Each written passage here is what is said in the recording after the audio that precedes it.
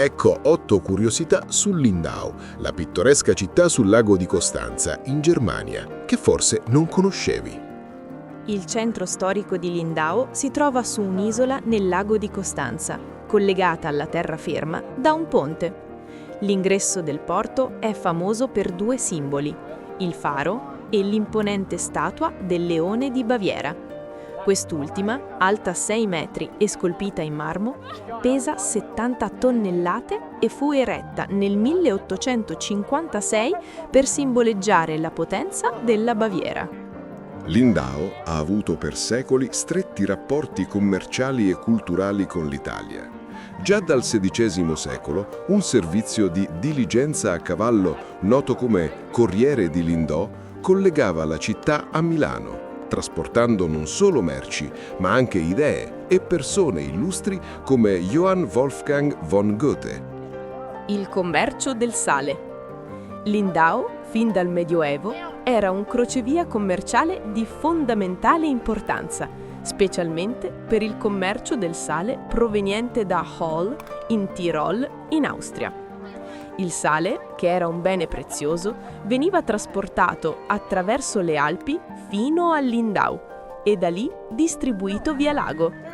Questo commercio rese la città ricca e potente per secoli e si riflette ancora oggi nell'architettura degli antichi edifici commerciali e nei magazzini lungo il porto. Il vecchio municipio, Altes Rathaus, è uno degli edifici più iconici di Lindau, con la sua facciata splendidamente affrescata.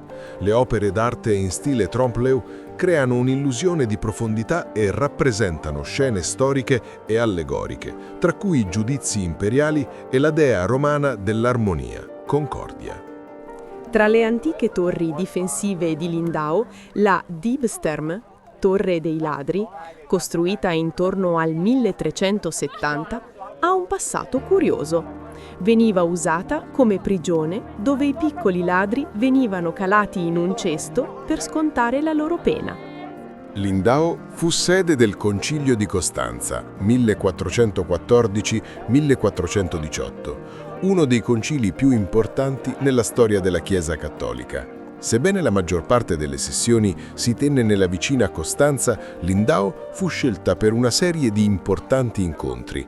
La città ospitò un piccolo concilio in preparazione al Concilio di Costanza e fu usata come base per molti dignitari che vi si recarono.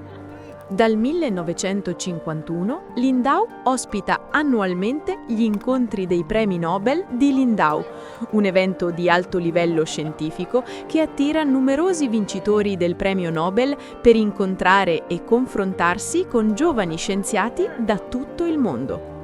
Grazie al suo clima mite e alla sua posizione sul lago, Lindau è spesso chiamata la Riviera Bavarese. Il lungo lago è caratterizzato da eleganti ville e parchi che testimoniano il suo passato di importante centro commerciale e turistico, con influenze architettoniche e culturali italiane.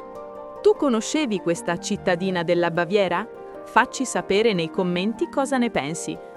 Non dimenticare di seguirci per altri video dei luoghi che visitiamo lungo il nostro viaggio alla scoperta dell'Europa e non solo. Speriamo che le informazioni che vi abbiamo dato su questo luogo siano state di vostro interesse. Godetevi pure il resto della passeggiata.